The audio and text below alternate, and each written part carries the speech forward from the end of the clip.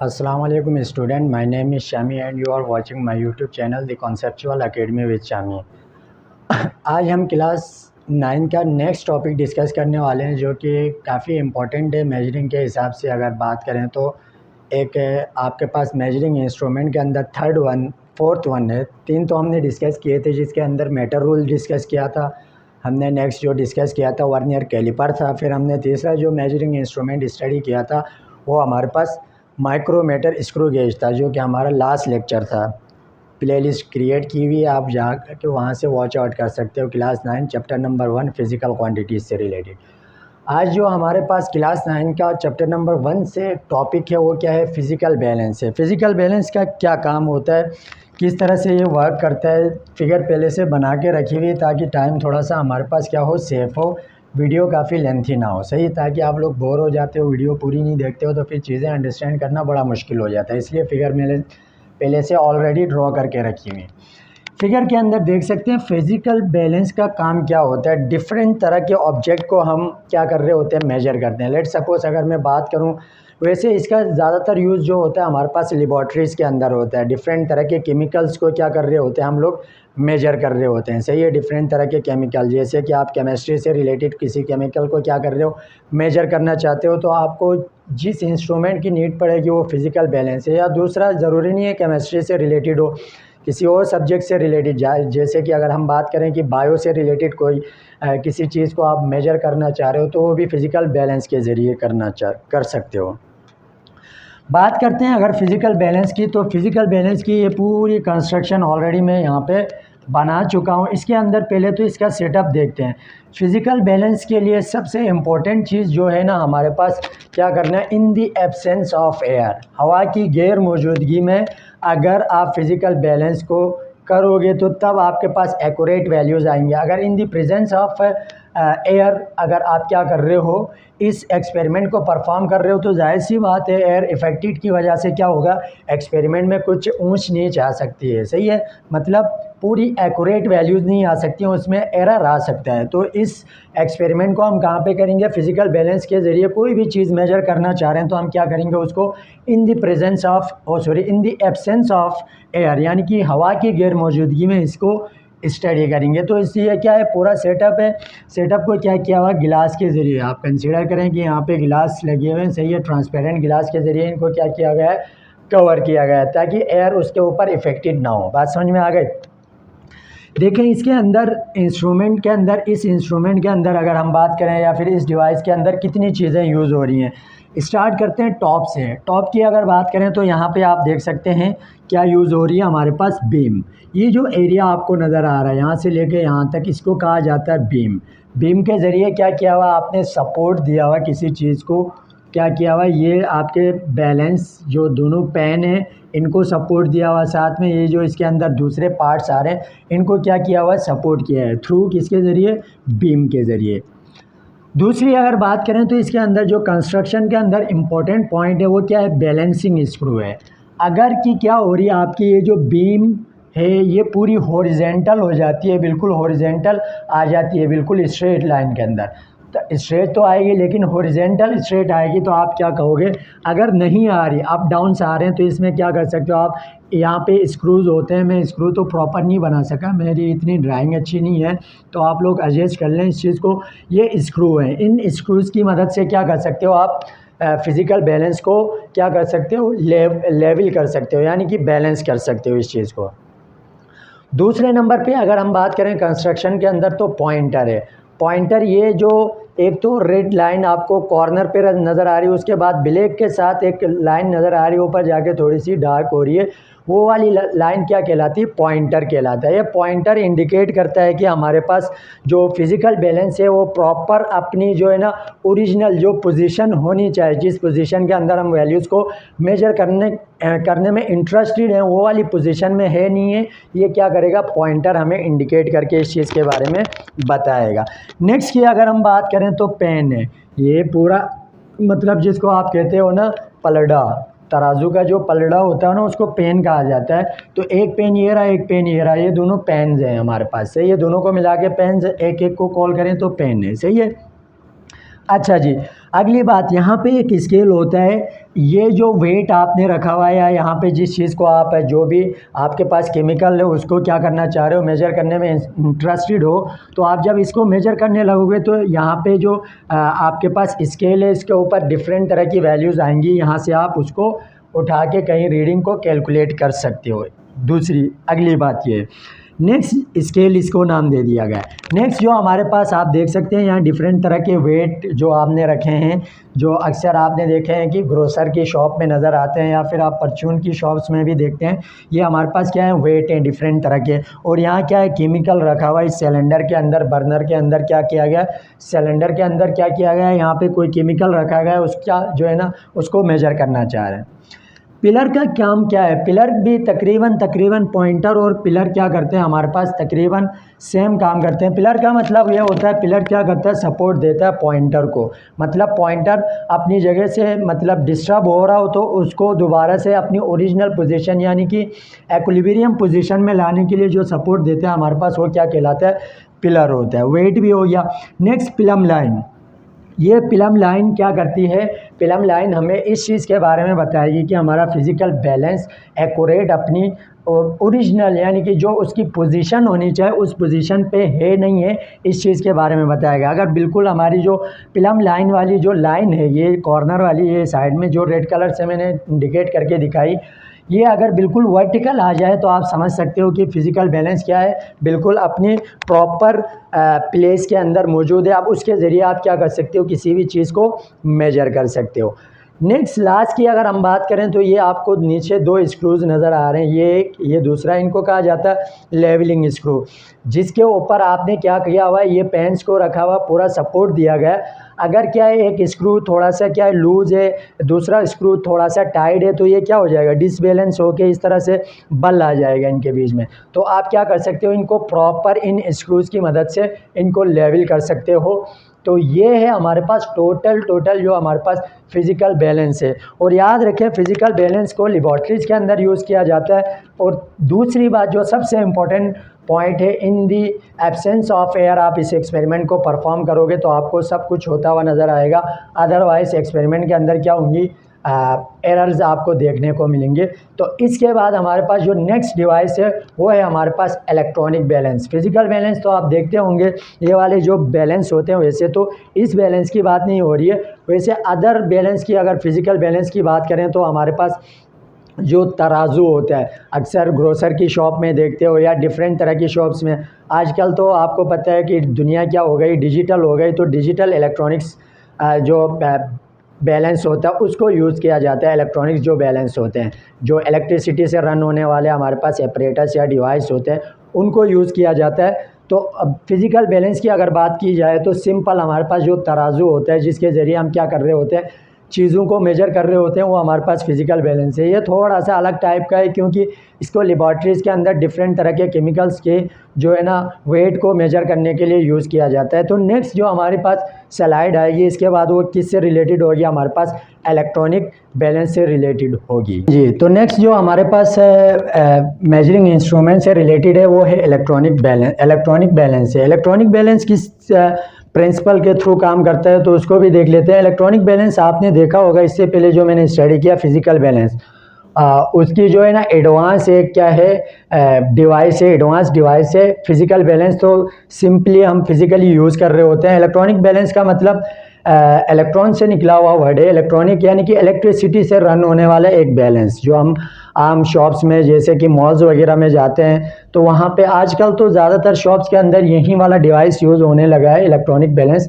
तो ये किस तरह से काम करता है, अगर इसकी कंस्ट्रक्शन की बात करें, कंस्ट्रक्शन की अगर बात करें तो कंस्ट्रक्शन के अंदर आप देख सकते हैं इसकी कंस्ट्रक्शन क्या क्या हो सकती है। इसकी कंस्ट्रक्शन के लिए तीन चीज़ें इंपॉर्टेंट है। कौन कौन सी, पहली अगर बात करें तो हम डेटा केबल, क्या इंपॉर्टेंट है, फर्स्ट जो चीज़ है हमारे पास डेटा केबल, सही है। डेटा केबल जिसको आप क्या करोगे, इलेक्ट्रिसिटी प्रोवाइड करोगे इलेक्ट्रॉनिक बैलेंस को, इसके ज़रिए आप क्या करोगे, कनेक्ट करोगे, तभी तो क्या होंगी इसमें इलेक्ट्रॉन यानी कि चार्जेस फ्लो करके इलेक्ट्रॉनिक बैलेंस तक पहुंचेंगे, तभी तो आप चीज़ों को मेजर करोगे। जब आप डेटा केबल को कनेक्ट करोगे, साथ में इसमें दूसरी जो चीज़ होगी वो क्या होगी, आपके पास कीज़ वगैरह यूज़ होंगे। जाहिर सी बात है कि ऑन ऑफ करोगे तो इलेक्ट्रॉनिक बैलेंस क्या होगा आपका, रन करेगा, ऑन करने पे रन करेगा, ऑफ करने पे क्या हो जाएगा, ऑफ हो जाएगा। तीसरी जो चीज़ इसके लिए इम्पोर्टेंट है वो क्या है, हमारे पास स्क्रीन है। इसके ऊपर, स्क्रीन के ऊपर क्या होगा, हमारे पास स्क्रीन के ऊपर वैल्यूज़ आ रही होंगी, उसकी मदद से हम बता सकते हैं कि वैल्यूज़ क्या हैं, जो भी चीज़ हम मेजर करना चाह रहे हैं वो कितनी गिवन है, हमारे पास कितनी आ रही है, आया कि आधा किलो है, आधा केजी है, या 1 केजी का है, या कितने 2 है 3 है, व्हाटएवर जितनी भी है उसको मेजर करना चाह रहे हो तो स्क्रीन के ऊपर आपको देखने को मिलेगा। चौथे की अगर हम बात करें तो फोर्थ नंबर पे जो हमारे पास चीज़ होती है जिसको आप पेन कहते हो। पेन का मतलब जिसके ऊपर आप उस ऑब्जेक्ट को रख के उसको मेजर करना चाहोगे, जिसके ऊपर आप रखते हो। लेट सपोज इलेक्ट्रॉनिक बैलेंस की फिगर आप देख लेना, आप बुक के अंदर मौजूद है। यहाँ काफ़ी वीडियो लेंथी हो रही थी तो मैंने बनाने की कोशिश नहीं की, डायरेक्ट इसकी कंस्ट्रक्शन लिखी है। अगर इनमें से कोई भी एक चीज़ माइनस कर दें तो आप इलेक्ट्रॉनिक बैलेंस को देन यूज़ नहीं कर सकते हो, क्योंकि डेटा केबल नहीं होगी तो इलेक्ट्रिसिटी जब प्रोवाइड नहीं होगा तो इलेक्ट्रॉनिक बैलेंस रन नहीं करेगा। दूसरी चीज़ की का मतलब ये होता है कि बटन के ज़रिए आप उसको ऑन ऑफ का जो सिस्टम है अगर उसको निकाल दो तो इलेक्ट्रॉनिक बैलेंस तब भी नहीं चल सकता है। तीसरी चीज़ स्क्रीन ही नहीं है जहाँ पे वैल्यूज़ आनी चाहिए कि कितनी मतलब चीज़ मेजर हो रही है, कितनी है, आया कि आधा केजी है या पूरा 1 केजी है, 2 है, कितनी है, तो स्क्रीन पे आपको वैल्यूज़ मिलेंगी। स्क्रीन नहीं होगी तो इस बात को भी आप मतलब इलेक्ट्रॉनिक बैलेंस को रन नहीं कर सकते हो। फोर्थ वन की अगर बात करें तो हमारे पास पेन, जिसके ऊपर आप ऑब्जेक्ट को प्लेस करोगे।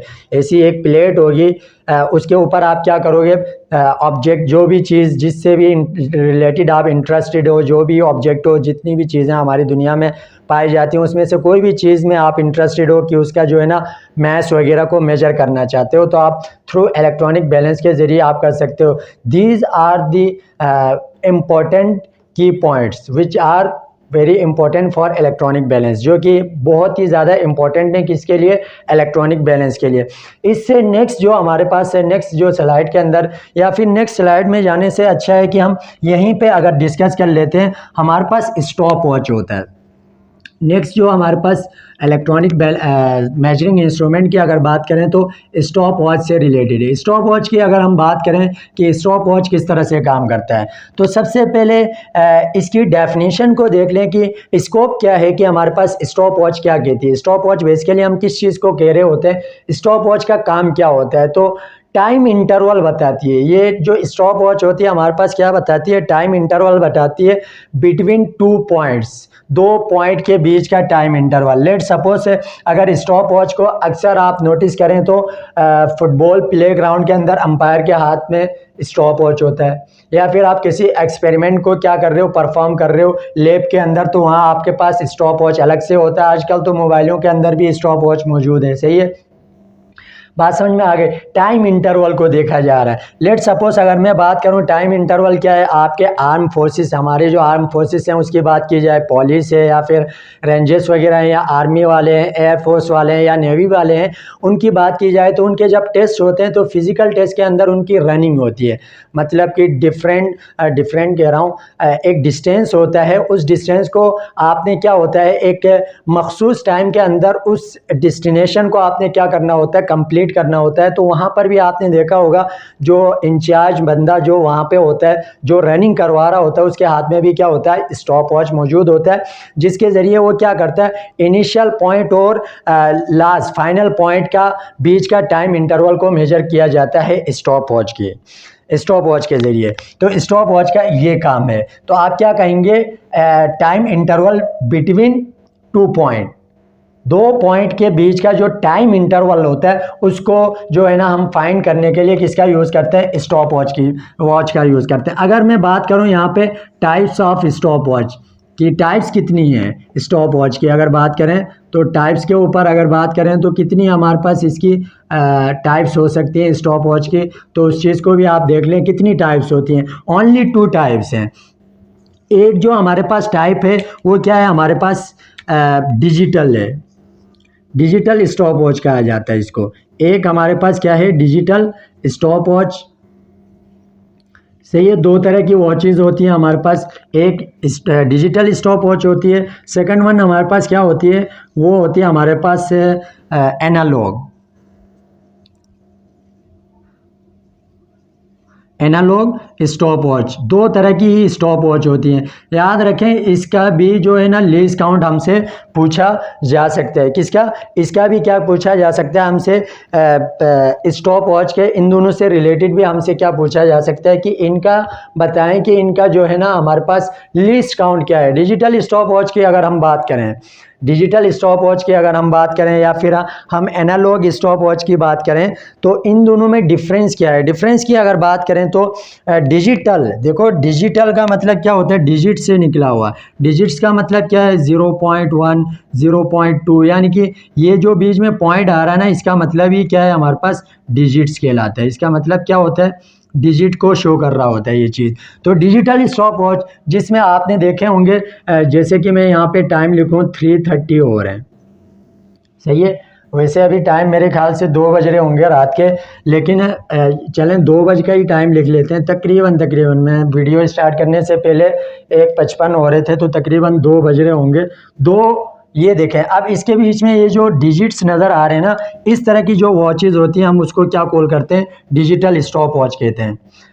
और इसका जो लीज काउंट होता है ना, लीज काउंट यानी कि कहाँ तक 0.01 तक हमें क्या करता है ये मेजर करके, यानी कि lease count of the digital stop watch is what, क्या है हमारे पास 0.01। इतनी कम वैल्यूज़ को भी डिजिटल स्टॉप वॉच हमें मेजर करके देता है। जबकि अगर हम बात करें किसकी, एनालॉग स्टॉप वॉच की बात करें, तो एनालॉग स्टॉप वॉच का काम क्या है, ये कितनी हद तक हमें लीज काउंट, कितनी कम जो है ना टाइम को मेजर करके देता है, तो वो 0.1 सेकेंड को मेजर करके देता है। टाइम की बात हो रही है तो यूनिट क्या होगी इसकी, सेकंड होगी। बात समझ में आ गई। The main difference between digital stopwatch and analog. Analog की एक और बात यहाँ पे मैं भूल गया, एनालॉग के लिए क्या याद रखें, जिसमें क्या होती हैं, नीडल्स वगैरह होती हैं। क्या होती हैं, सुइयाँ, जो अक्सर आप देखते हैं कि हाथ वाली घड़ियों में भी क्या होती हैं, नीडल्स वगैरह होती हैं, या वॉल्स में जो हम वॉचेस वगैरह यूज़ करते हैं उसमें भी आपने अक्सर देखा होगा, वो तो तकरीबन हमारे पास क्या होती हैं, एनालॉग ही होती हैं। जिसका दूसरा नाम क्या है, इस वॉच का दूसरा नाम हमारे पास है मैकेनिकल स्टॉप वॉच भी कहा जाता है। इस वॉच को कौन सी, जो हमारे पास लास्ट में लिखी हुई है, एनालॉग को क्या कहा जाता है, मैकेनिकल स्टॉप वॉच भी कहा जाता है। बात समझ में आ गई। ये दो तरह की ही वॉचेज़ हैं हमारे पास, इनका काम ये होता है। सबसे पहले थोड़ा सा रिकैप कर लेते हैं क्या कहा। स्टॉप वॉच क्या है, एक ऐसी डिवाइस है जिसके ज़रिए हम क्या करते हैं, 2 पॉइंट के बीच का टाइम इंटरवल को, 2 पॉइंट के बीच का जो टाइम दौरानिया होता है, टाइम ड्यूरेशन होता है, उसको मेजर करने के लिए हम स्टॉप वॉच का यूज़ करते हैं। फिर मैंने बताया कि ये कहाँ कहाँ यूज़ होता है, फुटबॉल ग्राउंड के अंदर अंपायर के हाथ में अक्सर आपको देखने को मिलेगा, या फिर मैंने आपको एग्जांपल दी आर्म फोर्सेस के जो टेस्ट वगैरह होते हैं, उसमें जो फिजिकल टेस्ट होता है जहाँ पे रनिंग करवाई जाती है, वहाँ पे स्टॉप वॉच आपको देखने को मिलेगा, वहाँ बंदा यूज़ कर रहा होता है। या फिर आप लैब के अंदर एक्सपेरिमेंट को परफॉर्म करने के लिए, डिफरेंट तरह के एक्सपेरिमेंट को परफॉर्म करते वक्त स्टॉप वॉच का यूज़ करते हो। How many types of stopwatch?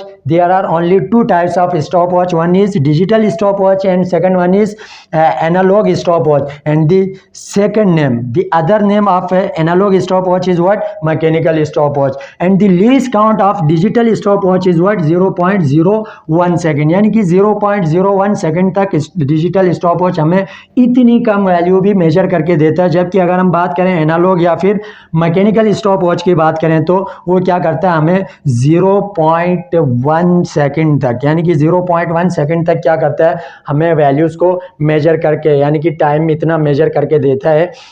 तो मेरे ख्याल से आप लोगों को समझ में आया। अगर वीडियो समझ में आती है, अच्छी लगती है, तो लाइक करें, शेयर करें, कमेंट्स करें और सब्सक्राइब करना ना भूलें। बेल आइकन को क्या करें, हिट करें, ताकि हमारे नेक्स्ट आने वाली तमाम नोटिफिकेशन आप तक पहुंचती रहे। अपना बहुत सारा ख्याल रखें। मिलेंगे किसी एक और वीडियो के साथ। अल्लाह हाफिज़।